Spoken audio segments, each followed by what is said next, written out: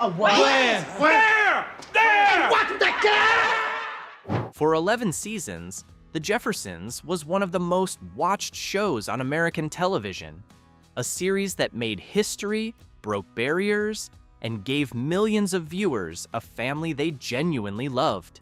Then, without warning, it was gone. So today, we're diving into the rise and fall of The Jeffersons, why it was canceled after 11 seasons, Give the man a drink, please. What'll it be, sir?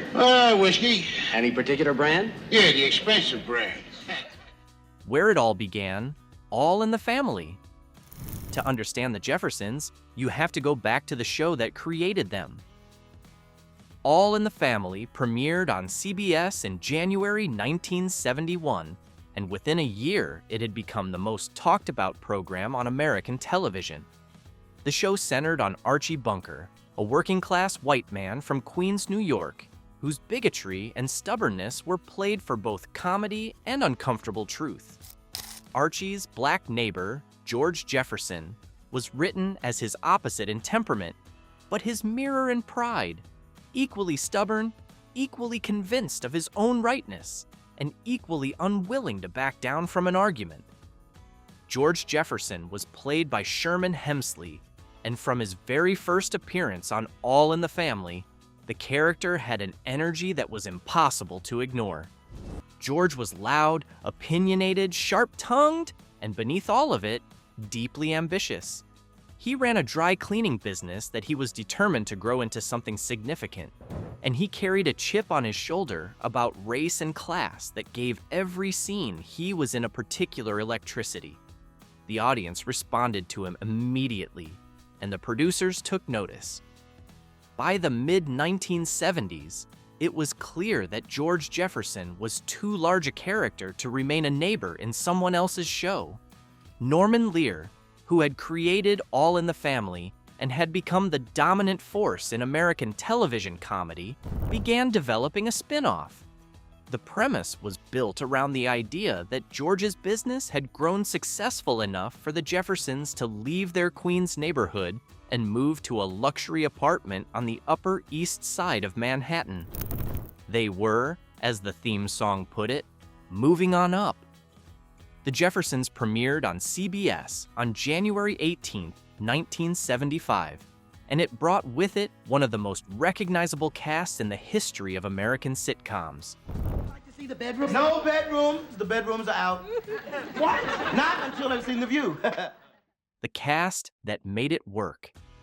Sherman Hemsley as George Jefferson was the engine of the show, but the series would not have worked without the people surrounding him. Isabel Sanford played Louise Jefferson, known to everyone as Wheezy, and her chemistry with Hemsley was the emotional core of everything the show did. Louise was warmer than George, more patient, more socially graceful, and her quiet strength gave the show a balance that George's volcanic personality alone could not have provided. Sanford had appeared on All in the Family as well, and her transition to the Jeffersons was seamless. The supporting cast added layers that kept the show from becoming a single-note exercise in George's ego. Marla Gibbs played Florence Johnston, the Jeffersons' outspoken maid, who traded insults with George with a deadpan ease that made their scenes together some of the funniest in the show's run. Florence had no deference whatsoever toward her employer, and the dynamic between them, a black woman in domestic service who absolutely refused to be diminished, carried a particular meaning that audiences felt even when they were simply laughing. Roxy Roker played Helen Willis, the Jeffersons' neighbor and Louise's closest friend. Helen was in an interracial marriage with her husband Tom, played by Franklin Cover, and their relationship was one of the first of its kind to be portrayed consistently and positively on American network television. The show addressed the subject of interracial marriage without treating it as a novelty or a problem to be solved, which was itself a form of quiet groundbreaking. Mike Evans played the Jeffersons' son Lionel in the early seasons, a role he had originated on All in the Family. Lionel's character represented the next generation, educated, thoughtful, and navigating a world that was different from the one his father had come up through, which gave the show an intergenerational tension that felt true to the times. Ned Werdimer played Ralph the Doorman, a recurring presence whose interactions with George consistently cut the character's pretensions down to size. And Zara Cully played Mother Jefferson in the early seasons, George's sharp-tongued mother, whose appearances always generated both warmth and comic friction. Together, this ensemble gave the Jeffersons a depth and a humanity that went well beyond the broad strokes of its premise. Hey, what are you doing? You almost squashed me! The show that changed television. The Jeffersons was not the first black sitcom on American television, but it was one of the first to center a black family that was wealthy. That distinction mattered more than it might initially seem. American television in the 1970s had shown black characters in working-class situations, in struggle, in the context of poverty. Good Times, which Norman Lear also produced, was airing at the same time and told a very different story about black urban life in Chicago. The Jeffersons told the story of success, of ambition realized, of a black man who had built something and was not going to let anyone take it from him or minimize what it meant. George Jefferson's pride was not incidental to the show's meaning. It was central to it. He had come from nothing, built a chain of dry cleaning businesses, and made enough money to move his family to a penthouse apartment on the Upper East Side of Manhattan. His touchiness, his refusal to accept condescension from anyone, his insistence on being treated as an equal by the white world he was now living alongside, all of it made sense in the context of what he had achieved and what it had cost. The show was also genuinely funny. The comedy came from character rather than from situation, which meant it held up across seasons in a way that more formulaic shows did not. George's conflicts with Florence, his complicated friendship with Tom Willis, his running battles with the building's other residents, his oscillating relationship with his son Lionel, all of it was rooted in who these people were rather than in manufactured circumstances. The ratings reflected the audience's attachment. The Jeffersons consistently ranked in the top 10 of the Nielsen ratings for most of its 11-season run. At its peak, the show was one of the most watched programs on CBS, which was itself one of the dominant networks of the era. Isabel Sanford made history in 1981 when she won the Primetime Emmy Award for Outstanding Lead Actress in a Comedy Series, the first black woman to win that award in that category. The recognition was long overdue and was received with genuine warmth by the industry, and it underlined what viewers had understood for years, that Sanford's performance as Louise Jefferson was one of the great comic performances in the history of American television. Why don't we all have dinner together? Why? They wasn't gonna kill themselves. The show at its height. The Jeffersons hit its stride in the late 1970s and maintained that level through much of the early 1980s. The combination of strong writing, a settled and assured ensemble, and a creative team that understood what made the show work produced some of the most consistently entertaining television of the period. The show was willing to take on serious subjects without losing its comedic identity. Episodes dealt with racial discrimination, with the experience of black professionals navigating predominantly white spaces, with generational conflict, with the particular pressures of having achieved something and being determined to hold on to it. The tone was always ultimately warm, but the show did not shy away from the harder edges of the world it was depicting. One of the most significant episodes in the show's run aired in 1981 and addressed the subject of a character contemplating ending his life following a devastating personal loss. The episode was handled with a seriousness and a compassion that surprised viewers who had come to the show primarily for its comedy, and it demonstrated that the creative team trusted the audience to handle something difficult when the story called for it. The episode won a Writers Guild of America award and remains one of the most discussed in the show's history. Florence's character deepened over the seasons into something more fully realized than the comic foil she had initially been. Marla Gibbs was given more to do, and she did it with a skill that made Florence one of the show's most beloved characters. Her relationship with the Jeffersons evolved across the seasons in ways that felt genuinely human. She was not simply their employee, and the show understood that. The Jeffersons were also, quietly, a model of Black middle-class aspiration on a national platform at a time when that image was not common. George's success was not treated as an anomaly or an accident. It was treated as the result of his work, his persistence, and his refusal to accept limits on what he could accomplish. For viewers who saw themselves in that story, the show meant something that went beyond entertainment. Here you are. Thank you, Bentley. You've been a big help to us. I'll just get out of the way now. The cracks begin to show. By the mid-1980s, the television landscape that had made the Jeffersons a dominant force had shifted considerably. The show had been on the air for a decade, and both the industry and the audience had changed around it. Norman Lear had been the guiding creative force behind the show, but his direct involvement in day-to-day production had diminished over the years. The show continued to produce episodes, but the creative energy that had defined its best seasons was harder to sustain consistently. Writing staffs changed. The balance between comedy and substance that had made the show distinctive became more difficult to maintain. The network environment had also evolved considerably. NBC had launched The Cosby Show in September 1984, and it immediately became a phenomenon.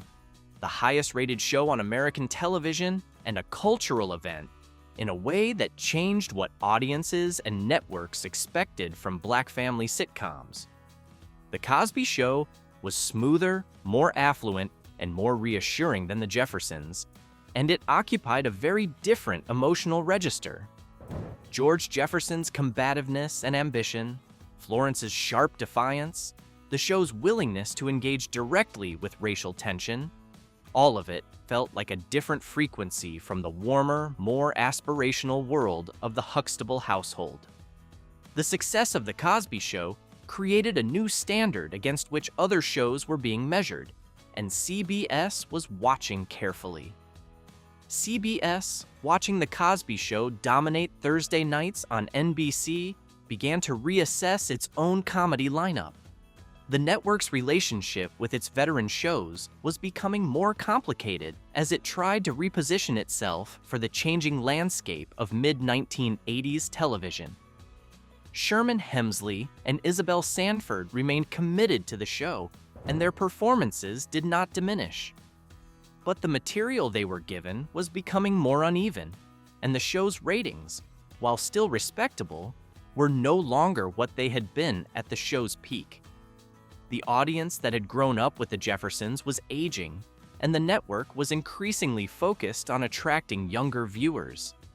The show's 11th season, which aired in 1984 and 1985, continued on much as the previous seasons had. There were strong episodes and weaker ones. The ensemble was still intact. George and Louise were still in their penthouse. Florence was still delivering her lines with perfect timing. From the outside, nothing appeared to be fundamentally wrong.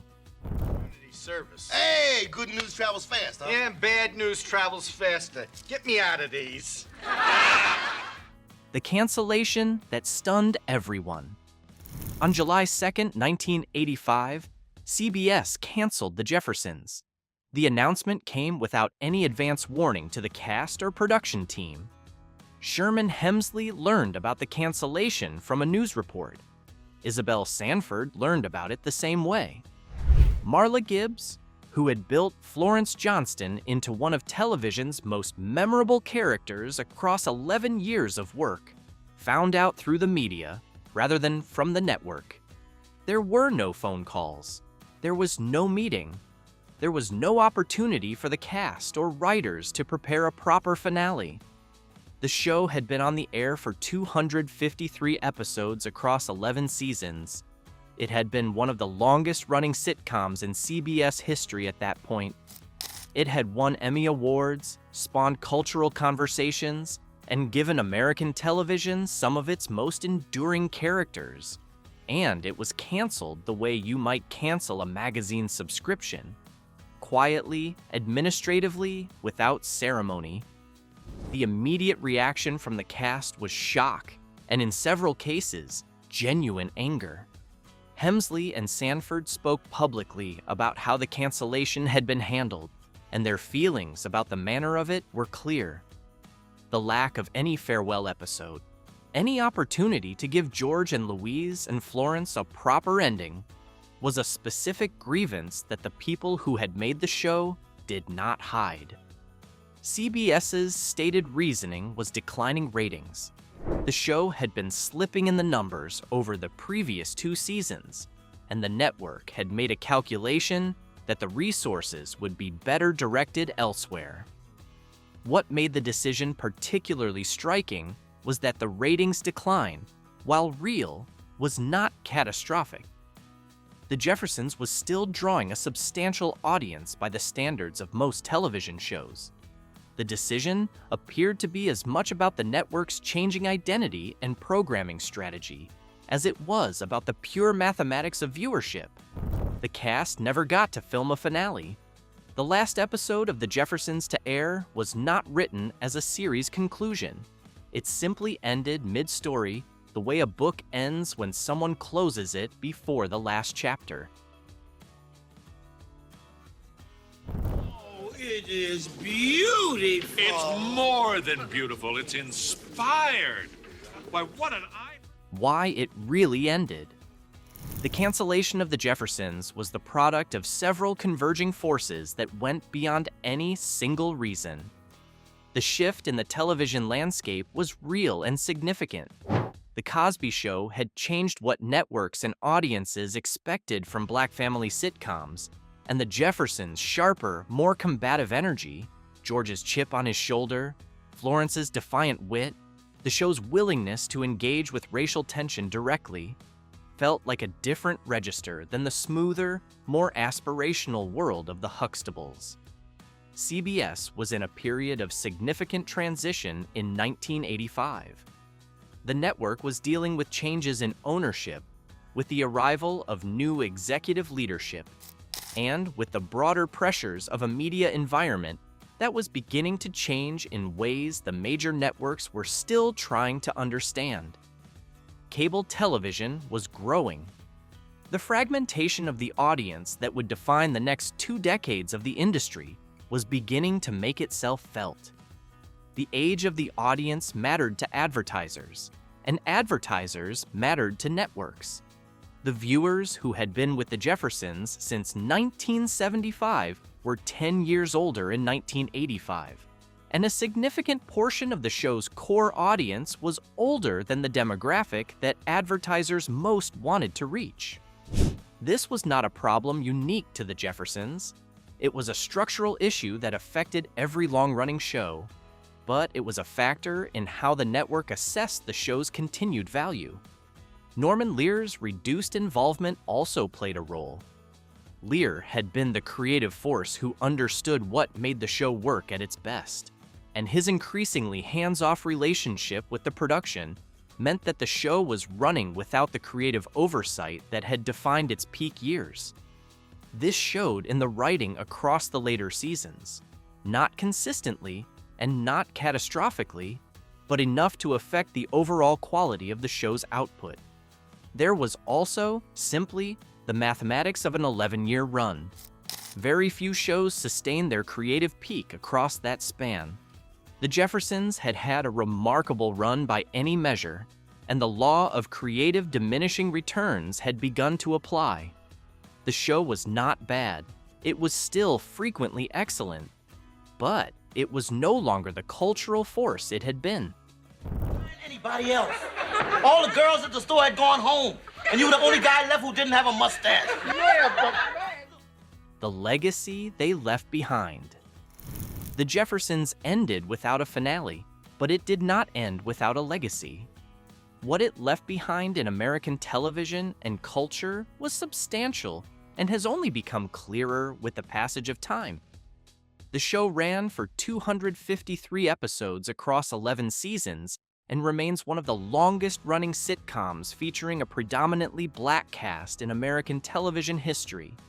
Its placement of a black family at the center of a story about success and aspiration, not struggle, not survival, but the particular challenges and comedies of having made it, was genuinely groundbreaking and has influenced every black family sitcom that followed it. Sherman Hemsley's George Jefferson became one of the defining characters of 1970s and 1980s American television. The combination of bravado, insecurity, humor, and genuine feeling that Hemsley brought to the character was a performance of real sophistication, even when the surface was pure comedy. George Jefferson was not a simple character, and Hemsley never played him as one. Isabel Sanford's Emmy win in 1981 opened a door. After Sanford, black women in lead roles in television comedies were recognized with a regularity that had simply not existed before. The award itself was a marker of a larger shift in how the industry understood and acknowledged the contributions of black performers. Marla Gibbs, who had made Florence Johnston one of the great comic characters in American television, went on to create and star in 227, another sitcom that ran for 5 seasons from 1985 to 1990, demonstrating that the talent the show had developed was fully capable of carrying its own projects. Roxy Roker, who had played Helen Willis with warmth and grace across the show's full run, was the mother of Lenny Kravitz, a fact that connects the Jeffersons to one of the defining musical careers of the subsequent generation in a way that feels appropriately full circle for a show that was always about more than its surface. The show has been in syndication almost continuously since its cancellation, and generations of viewers who were not alive when it originally aired have come to it through reruns and streaming. Each generation that encounters it tends to be struck by how contemporary many of its concerns feel. The questions about race, class, ambition, and what it means to succeed in America that the Jeffersons engaged with across 11 seasons have not stopped being relevant. Yes, very happy. Yeah. Hey, like, you know them little yellow smiley faces? Just put some Hershey syrup on them, you got us, yeah? What happened to the cast? After the cancellation, the cast of the Jeffersons went in different directions, but the show remained the defining reference point of most of their public careers, and the thing audiences most consistently associated with each of them. Sherman Hemsley continued working in television. He starred in Amon, a sitcom that aired on NBC from 1986 to 1991, playing Deacon Ernest Fry, a character whose pomposity and comic energy had certain clear family resemblances to George Jefferson. The show ran for 5 seasons and demonstrated that Hemsley's comic talents were fully transferable beyond the role that had made him famous. Hemsley worked steadily through the 1990s and 2000s in television appearances and voice work. He was a private man who did not court celebrity and who lived in El Paso, Texas in his later years. He died on July 24, 2012, at the age of 74. His death was followed by a prolonged legal dispute over his estate and the rights to his likeness, a process that took years to resolve and that his friends and colleagues found deeply undignified in the context of what he had contributed. Isabel Sanford continued acting after the Jeffersons ended, appearing in television movies, guest roles, and various projects.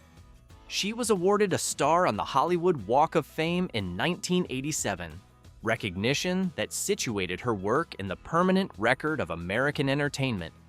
She died on July 9, 2004, at the age of 86, and the tributes that followed her death were a measure of how deeply Louise Jefferson had lodged herself in the memory of American television audiences. Marla Gibbs remained active in entertainment across the decades that followed, appearing in films, television, and stage productions. She has spoken over the years about Florence Johnston with a genuine affection for what the character meant, to her personally and to the audiences who loved her.